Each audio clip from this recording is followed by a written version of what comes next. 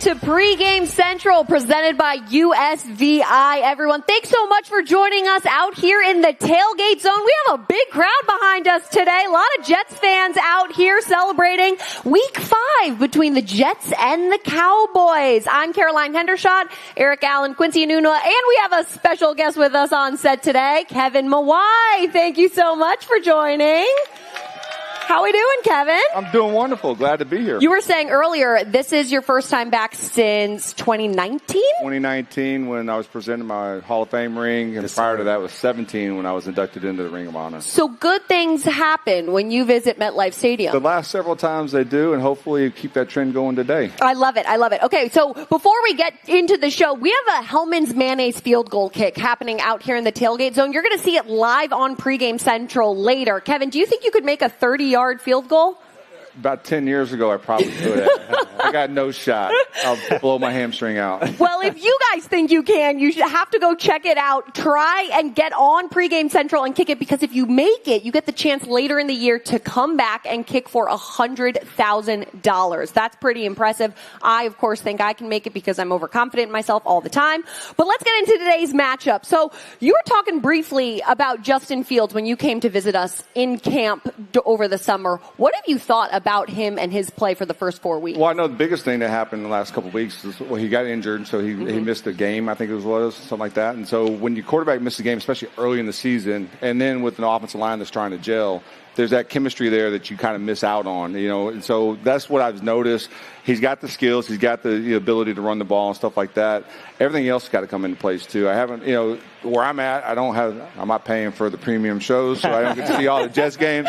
But doing the research and stuff, the running game's great. They're leading the AFC in rushing, third in the NFL, so that should help the passing game. Mm-hmm. And I don't know whether it's the skill guys, the quarterback, just the misconnects and stuff like that. But the biggest issue right now is not the quarterback play; it's the turnover ratio. Yeah, and that was definitely touched on by Aaron Glenn this entire week leading up to this game. Quincy, you and I were watching the game last week together, and you wanted to see more of Garrett Wilson. Yeah. What can you kind of hope for today from Justin Fields and Garrett Wilson and that connection? Yeah, I mean, obviously I want to see more of Garrett Wilson, but I also want to see a lot of the other guys as well. We need to see more guys stepping up, right? Who's going to be that number 2 target? When you look at this offense, they can do so many great things. Obviously, they're shooting themselves in the foot. We heard Breece Hall's quote right there, right? But obviously, the biggest thing is you can't turn the ball over, and you cannot have these unforced errors. These guys have to make sure that they're sustaining drives, and you can't do that with those same mistakes. Yeah, what do you want to see from the Jets offense today, especially against this Dallas secondary? Yeah, you have to clean up the turnovers, and you can't have any of those pre-snap penalties. But like the guys have been saying here, I'm really encouraged by what this offense has been doing with Justin Fields under center. Against the Dolphins, they had more than 400 yards of total offense. You had nearly 200 yards on the ground Monday night.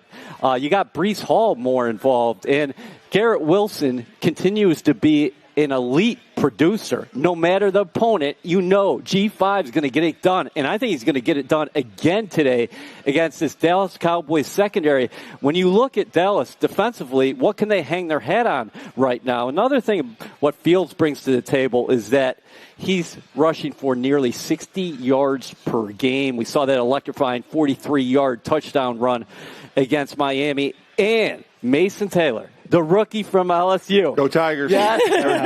9 receptions. Go Tigers. 9 receptions the last 2 weeks, Scott. Yeah, I was excited about this one thing. I was like, okay, because I every now and then I still text Zach, like, hey, how's Mason doing, whatever. And so he actually is having a breakout, right? And then he's getting the touches that he got drafted for. So that's going to add the dynamic there because he can run block. That's all he did at LSU. And he can catch the ball. So you add that into the factor, get Justin Fields going. Don't be afraid to tuck the ball, get the easy yards when you can. Quarterback's got to be protected in the back, in the pass plays. And just keep the run game going. Yep. That's the biggest thing. The biggest thing for a passing game and open everything up is to run the game. Talking about, you were just mentioning protecting the quarterback. How about about those two tackles on either side for Justin Fields? You got Olu Fashanu and you got Armand Membu. Two just holding it down on the line, and they're young. One's a rookie. They're doing a great job. I think it was 4 first-rounders on the Jets' offensive line right now.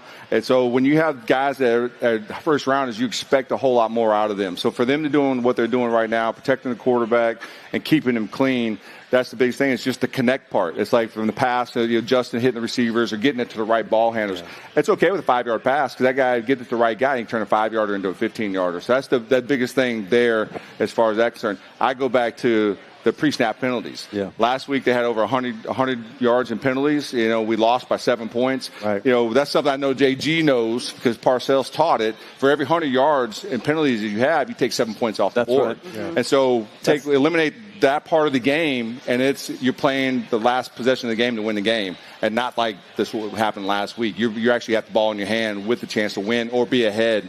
And so those pre-snap penalties, the shooting yourself in the foot that's killing you, that's hidden yardage that's taken away from your offensive production. Yeah. As you were just saying, as a teammate of AG, were there things that you guys used to do where you could, back in the day, practice avoiding those pre-snap penalties? Was there any type of drill? Yeah, Parcells would make the whole team run to the bubble and back, including the coaches. So, and that's true. That's a true story. Yeah. So we had a day of practice. It was a Thursday or something like that, and we had like 4 offsides in a row, and then the defense jumps offsides, and Parcells blew the whistle. That's it. Everybody to the bubble. So we're on the top field at Hofstra. Mm-hmm. So you got to run the 50 yards across field, down the hill, across the 70 yards, and then touch the bubble and come back. Everybody. And Charlie White started laughing at Parcells. What are you laughing at? So coaches had to run and touch the bubble too. So I mean, but it becomes accountability. Yeah. That's what it is. And in today's game, especially players don't like to be held accountable. Yeah. And I'm not saying the Jets are like that, but just in general, having been coaching and stuff. Guys get offended when their teammate says, "Hey, man, get your head out your butt. Yeah. You're killing us," or whatever. But the professional guy would say, "That's my bad," and everybody knows it's my bad.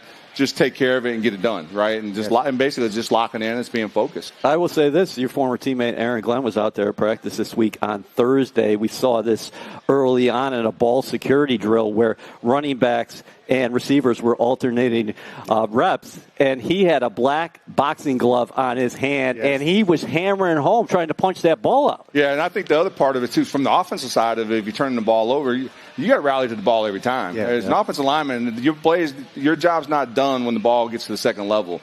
You got to rally to there. You never know. The ball comes out. We used to do, like when I was with the Titans, fumble drills for the offensive line. And why? Because if a ball comes out, and then you're hustling down the field, you're the guy around there and recover the fumble. So it becomes a team mentality. It's just not position specific. Everybody's got to understand that ball security is everybody's job. Yeah. And with the guy that's carrying it in particular, he's got to know that he's carrying the hopes and dreams of everybody on that team in his hands right there. Yeah. And so hopefully they can get that cleaned up as well. I saw Joe Tippmann hurdle Justin Fields last week trying to get the ball in terms of ball security. So they're definitely getting after that aspect. Last one for you before we do one little segment and then we'll send you on your way. But Aaron Glenn's spoken a lot about getting over the hump. And once they get over the hump, things are really going to start to click and come along.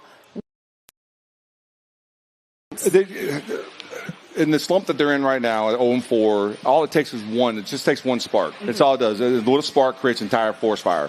And so whether it's a big play, a turnover, or whatever, but when you get the turnover, you got to make a big play after that. And so that's where they're at right now. It's not the same old Jets. I hate that. I know Darren's made a point about it this week. We're not the same old Jets. Every year is a different year. That's every team's a new team. Yeah. Every record's a different record. Now, I understand the history of the record. We haven't had a winning season in 10 years. Haven't had back-to-back winning seasons since 2009 and 10. So that's what the Jets the fans want to see again. But all it takes is one guy to rally and everybody else rally around him, and then things going in the right direction. And so that's where, going back to, it just takes one thing. Get over the hump, and once you start winning, it becomes magical. And that's the thing I think the team, and I know Aaron's trying to get these guys to understand, when you win in New York, there's no place like it. These Jets love you for these fans. And so And we used to have, and I said this before, we had a poster in the training room. You want to own this town with the skyline of New York, just win. Yeah. And when you get that first win, you get a taste of it, and you just keep rolling with it. It's not the same old Jets. We're a new team. It's a new year. It's a new staff, new mentality, new culture, and they got to believe in that. Hey, and good things take time, so he's building it. He said earlier this week to EA in an interview that he's building this thing from the ground up, and he wants to make sure that the foundation is right. So we're going to see that hopefully later today. Now, last thing before you go, I have a little new segment we're going to do on the show. I'm going to show a head of a player, their face. And then each of you are going to tell me maybe what your prediction is for this game. So I'm going to start with EA. I'm going to give you your player first, and then I'll go Quincy, and then you, Kevin, okay? First one up. Hey. Quinnen Williams. What kind of game are we expecting from Quinnen Williams today? Dominance. This guy's been one of the best run stuffers in the National Football League so far early this season, and I just want Quinnen to continue doing what he's doing. You're talking about a Dallas Cowboys offensive line that is missing 3 starters this week. So I want him to win on the inside, keep on doing what he's doing as far as the run is concerned, and make Dak Prescott uncomfortable when he's trying to step up. All right. Q? Oh, yeah. What you got for Garrett Wilson? He's going to take the Cowboys to flight school. Man, listen, this is a game. This is the best game for him. He's continuously put on a show for this team, and I think this is a great opportunity for him. This Dallas Cowboys defense has been beaten up week by week. You're talking about an opportunity for him to go out and show the world why he's one of the best receivers in the league. Kevin, save the best for last. Breece Hall. What's in store for Breece Hall today? I got nothing for you. You got nothing? I got nothing. I'm going to be honest. I love the Jets. I don't know the roster. I didn't know what players look like when I played against them, unless they had a jersey on their back with number. Yeah, but you just told you who it was. This is Breece Hall, the running back. That's running back. Run the ball. RDB, run the damn ball. That's what we're going to do. Right? I love that. I love that. Honestly, you're giving. If he crossed me in the street, I would have been, what's up, dude? And that's it. I would have had no clue. We're gonna make that introduction happen. All right, we're going to make it happen. All right. We need to. On the sideline right now. Kevin, thank you so much for joining us. You are the best. Thank you. And we'll let you head to the field. Thanks again. All right. Be at MetLife Stadium, everybody, when the Jets take on the Panthers Sunday, October 19th at 1 p.m., presented by JetBlue.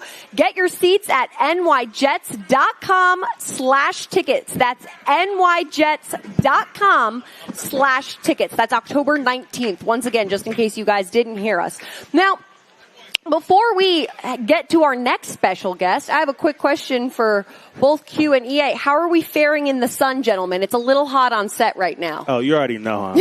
Every week. But listen, I think this is great for the Jets, right? They've had 2 back-to-back weeks in Florida, so they've had opportunities to stay in the sun. This New Jersey sun is not as bad as a Florida sun, so they should be good out there. Exactly. They don't have the humidity that Florida does. EA, you were down in Florida. What was it like? It was awfully hot in Tampa. It was comfortable in Miami. It was a night game. Right. And we're both wearing black today. The Jets are going to be wearing black for the first time this season. Exactly. Excited to see them in uniform. All righty. We're welcoming on our good friend Marty Lyons. Marty, thank you so much for joining us. It's great to be back. Sorry. Always good to have you. Now, how are you feeling about this Jets-Cowboys matchup, especially with how their quarterback, Dak Prescott, has been playing as of late? Well, I think it's time for the Jets to play with a lead. Yeah. Anytime that you're playing from behind, you really don't get to see the effect of the Jets defense. They only have 6 sacks after 4 games. You're -7 in giveaway takeaways, and you're always trying to get yourself back in the game. I'd like to see them come out today, come right out after the locker room and bring that enthusiasm, get the crowd behind you, and go out there and play good, solid football. You can't win any games with 13 penalties either. You got to clean that up. That was definitely one of the things Aaron Glenn emphasized this week and said he touched upon it at practice too. Now, Q, I know that the Cowboys didn't have CeeDee Lamb last week, but that didn't look like a problem for them with George Pickens kind of taking on that load. What did that look like to you from the receiver standpoint? Yeah, to be honest with you, I think even outside of the receiver standpoint, I think with Dak Prescott, he's playing at a high level. He's finding his guys, and he's taking what the defense gives him. So that's going to be an opportunity for the Jets to really play close on these guys because you want to take away his number one, but the thing is, the Jets have had a lot of struggles in play-action pass, and the Dallas Cowboys are very high in play-action pass. We've seen it in the zones. Guys are getting open, finding their way. We saw Tyreek Hill. We saw Waddle do the same thing last week. So I think the biggest focus for them is not to worry too much about Pickens, but really worry about staying in your zones. We've got a young linebacker in Kiko. All these other guys are really figuring out how to run this defense, and we cannot have any I don't want to say selfish. We have to have guys playing as a team. Now, I know you talked to Jarvis Brownlee earlier this week. What was your conversation like with him, and what's it kind of looking like in your mind of where he'll be on the field today? Well, Michael Carter sustained a concussion against the Dolphins, so he's out of the lineup today. So at that nickel position, who's going to be lining up there? Brownlee is a guy the Jets are awfully high on. Darren Muji makes that trade here in season where he comes over from Tennessee. He has a lot of starting experience. Started 14 games for the Titans last season. He started the first 2 games for them this season. He's a guy who's got versatility, so he can play outside or inside, and he could be the nickel corner today. He is tough as nails. He's going to be like an extra linebacker against the run, and he plays with an edge, and I think the Jets are really going to benefit from that because one player the Jets have missed early in the season has been Jermaine Johnson at the edge position. Yeah, I was just about to bring him up. It's like we're sharing a brain over here. Jermaine Johnson, they're TBD on whether he will play or not today. I know Aaron Glenn was saying on Friday he was going to check in with the trainers, kind of see where his progress was at. What do you want to see from this defensive front, Marty, to make Dak throw that 4th interception of the year? Well, the big thing is I want to see them be consistent. You know, you can't get a good pass rush and then take 3 plays off. I think you got to get Prescott. You got to make a move in the pocket. You got to get him outside. You got to try to flush him. Try to make him run the ball. And then if he runs the ball, as soon as he crosses the line, you got to put some headgear. He's a running back then. Oh, yeah, he's a running back. Yeah. But I think that, you go back to last week and you fumble on your opening drive. The big thing is you gave up those 7 points, but then your defense allowed a 96-yard drive. Right. Really kind of deflated the whole team. And, I want to see them play the good, solid football that they're capable of playing. They're better than an 0-4 record. But like Bill Parcells always said, you are what your record says you are. Right. You're 0-4. Even if they are 1-score games and have been close late in the 4th quarter, it's still what the record says it is. Now, obviously the Cowboys have Dak, but for Javonte Williams, with their running back, what do you want to see the defense do, in your opinion, to shut him down and limit their run game? I think Marty just touched on it a little bit, is that you want to make this team one-dimensional. You don't want Williams to get going and establish balance. And when you're talking about this offensive line in Dallas, how are they going to deal with their injuries up front? This reminds me of the Tampa game on the surface where the Jets played the Buccaneers, and early on they were giving them fits because they were decimated by injuries. I think Tampa in that game had like 100 yards of penalties in the first quarter. I want to see if the Jets' defensive line can dominate from the onset and throughout this game. And the other thing about, we know Dallas has a prolific offense, but the best defense against their offense is keep your offense on the field. Yeah. We can the Jets can dominate at the line of scrimmage and time of possession today. What about someone like Jake Ferguson on the Cowboys, Quincy and Marty for that matter? How do you limit him? Because he's been a big asset for them. Yeah, listen, it's just like I said before. I think with Dak Prescott, it's really about taking away his quick first option. I think you have to move him in the pocket. You have to make sure that he loves to throw it short. He's not really a guy that's looking for those deep passes. That's why Ferguson is doing so well. But every time he does, he's looking for Pickens as well. So I think the biggest thing is move him out the pocket. Make sure that you're putting some pressure on him. Make it hard for him to find those guys. Yeah, Marty, now I know I talked to Brandon Stevens earlier this week. He had a great game last week against the Dolphins. What do you want to see from not only him, but also Sauce Gardner when they have George Pickens and company in the backfield? I want to see him get up there in that 5-yard zone and be very physical. Yeah. Okay. And make it hard for them to get that clean release off the line of scrimmage. Going to the offensive side, I want to see a lot more of Mason Taylor. Yeah. I thought he played an excellent game last week, and I've always said a tight end is your quarterback's best friend. Absolutely. When you're struggling, get it to your tight end, get it to him early, get him to him often, and let him pick up those hard, 5 yards, 6 yards, pick up and keep moving the chains. Yeah, and there's a lot of conversation about how Justin Fields takes too long to throw the ball. I think that'll be really helpful, right? You give it to your tight ends. Those guys are in the shorter yardage passes, right? But I think another thing that people are forgetting when they talk about that conversation is that he's a mobile quarterback. Right. He's moving all the time. So when that stuff happens, it's a lot of times because he's not able to find his target, but it's also because he's trying to dodge guys in the pocket. So we have to be mindful of that. This guy is growing, and I think we have to give it to Justin Fields. He's actually playing pretty well. And he did complete more than 70% of his passes last week. Yep, you betcha. And I think also, too, something that we can't forget is you can't take away someone's superpower. You can't take away that running aspect of this dual threat quarterback because that's just kind of going to hinder everything on the offensive side of the ball. Well, he looked like a video game last night. He started off to his right, runs to his left, and next thing you know, you get some blocks downfield. And it's a 40-yard touchdown. Yeah. Exactly. So we'll see if we see another one of those big runs again today. Marty Lyons, thank you so much for joining us. It is always a pleasure with you on set. Now, I'm going to hand it over to Rob Monty out in the field goal challenge with Hellman's Mayonnaise field goal kick. Rob, take it away.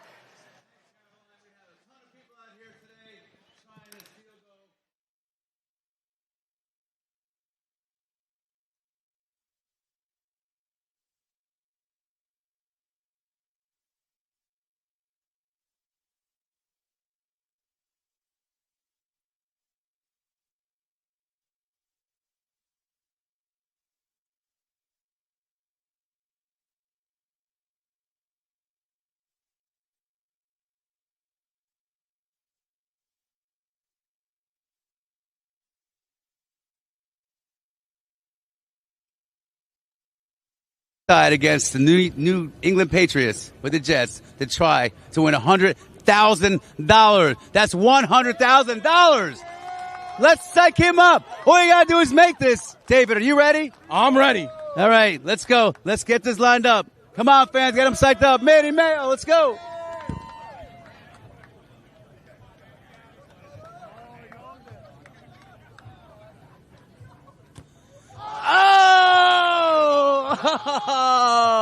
Oh, wide left. Anyway, hey, listen, no one goes away a loser. You got a swag bag. We're going to get some delicious disappearing buffalo chicken dip from Hellman's. Fans, give it up. Caroline, he gave it a valiant effort, but he's a great Jets fan. We're looking for a win today. Back to you, Caroline.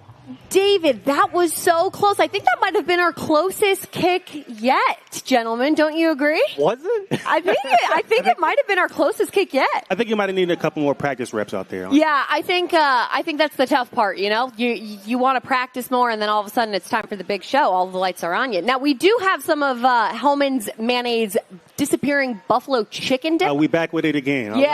Exactly. I also made them give it to you guys and not me because I'm going to be the one talking, but you guys can get after it because it is almost 11:30. So I would say this could be like a little bit of a brunch menu item. Don't you agree? So after that last time we had it, I actually went home and made it myself. You know, I had to practice a little bit. Oh, did you? Yeah. Okay, so you're preparing your tailgate food very well because look at the disappearing buffalo chicken dip recipes on the screen right now. Well, listen, if there's ever a game where I got to do a tailgate, this is what I'm going to bring. Oh, 100%. I feel like buffalo chicken dip is a crowd pleaser, no? Don't you agree? Yeah, buffalo, chicken, all those things combined is just, amazing. But my rule is you got to get a spoon out and everybody takes your own handful. I don't like sharing from the bowl. No, I feel that.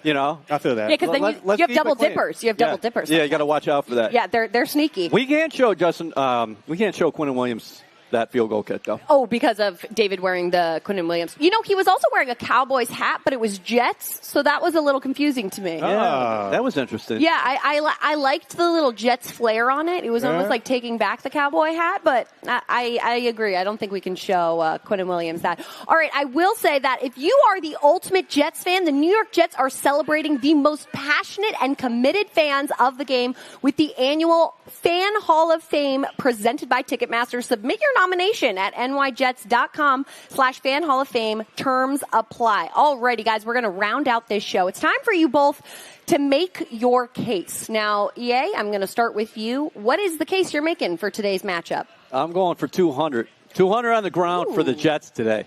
We've seen them just get it done going back to week 1 against the Steelers last Monday night against the Dolphins. They took advantage of that Miami defense. I think they are going to have a lot of opportunities today, early and often, to control this game on the ground. So I'm going for 2 Bills for the green and white. I have a quick follow-up on that one. Do you think Breece Hall will get his first touchdown? Oh. I'm not going that far. Okay. But I will go Breece Hall for 100. Okay, I like that. I'll take that. All right, Quincy, make your case for today's matchup? So I say that Garrett Wilson is going to get more yards than Pickens today. And why is that? Ooh. I love how Stevens stepped up last week. Now you've got the combination of Brownlee and Sauce Gardner. I think Sauce is really going to bring his A game today. He knows he's got Pickens on the other side. He knows his Dak is going to find his guys whenever he needs to.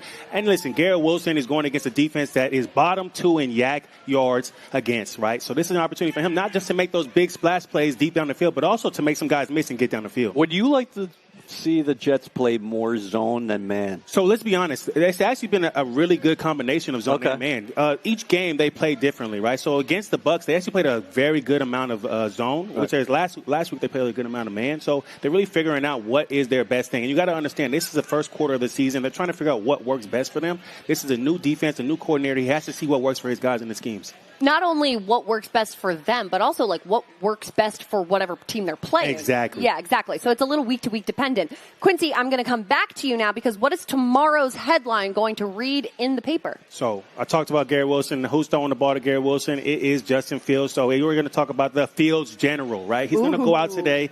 Last week we got to see him run, but it wasn't scheduled runs, right? These are off schedule. I think now that they know that his concussion is cleared, he's able to take those hits. He's able to make those big runs. We're going to not only see him throwing the ball down the field, but also getting those zone reads and making guys miss. I love what we saw week 1. I think we're going to get an opportunity to see him again in MetLife. Yeah, and I think sometimes, too, it takes a game or two to get back under yourself and get those those tendencies that come naturally to you to come back after an injury. I think that's completely normal, and we saw that last week with that insane run by him. All right, EA, what is tomorrow's headline going to read for you? Well, can you flash my headline up right now on the screen? I'm over a new leaf. Yes, I believe the Jets are going to get that first takeaway today. This streak is going to end. It's bound to happen. There have been 5 or 6 balls on the ground for that Jets defense, and they have been unable to get those. I think they'll get a takeaway today, and tips and throws, you got to get those in the Jets secondary. Okay. And AG said that they come in bunches, so maybe if one comes, another one comes later today too. Oh, look, I can see Joe Tippmann. I can see Breece Hall and Joe Tippmann down here on the big screen. I will say, who do you think is going to have that first takeaway? Give me Andre Sisco. I was gonna go Quentin Williams. Oh, okay. Sack fumble somewhere. Quentin Williams picks it up. Maybe he runs it back. Who knows? Okay, I like that. I like these predictions, gentlemen. All right, final thoughts before we close out and we go toss inside the stadium, and then it's game time before we know it. But, EA, what are your final thoughts ahead of this matchup? You got to play smart, disciplined football for 60 minutes. We've seen the Jets do it in terms of spurts, but you have to be clean as far as penalties are concerned. You have to be at least even in turnover differential today. You've done a lot of good things, but it just hasn't happened.